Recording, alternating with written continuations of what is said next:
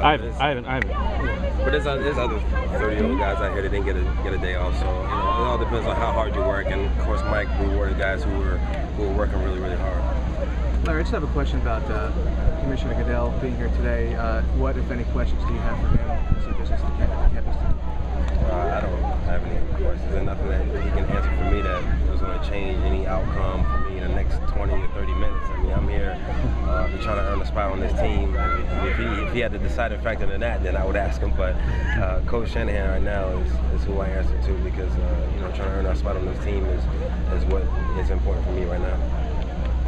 There was a question about people were with the Big Ten media today. Coach Joe still plugging along. Ultimately, when it's all said and done, what do you think his legacy is going to be? I mean, how are people going to try to put that in perspective?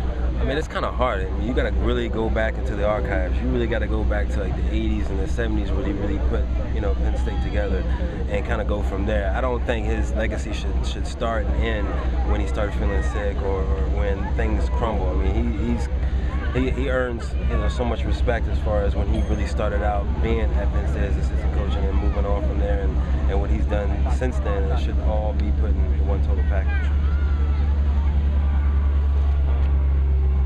Paterno question. What's he like to have a good old fashioned old school guy in the meetings and such? I mean, yeah, it's funny. Like I said, he provides a lot of the comedic relief, and it's funny because he always brings up the Denver old school days. He sounds so much like Joe because Joe never brought up the 80s or 90s. He always brought up 70s and 60s with Matt Shuey. So it's funny that Coach Turner always brings up Terrell and the guys that he had before him. So it's funny to hear him talk, but he has so much knowledge as far as what he wants out of us in this offense. And I guess you need a firm hand like that. I mean, given all the star power in your meeting room.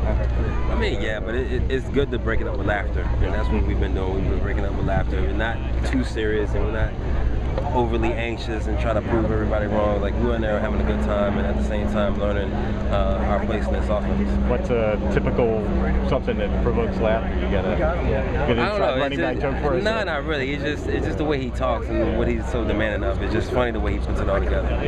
You're gonna try to emulate him and wear all sweats to practice one day. See how it feels? I don't know. I don't know if they do rookie shows yet, but I know I'm gonna invite myself into the rookie show to make fun of Coach Turner a little bit.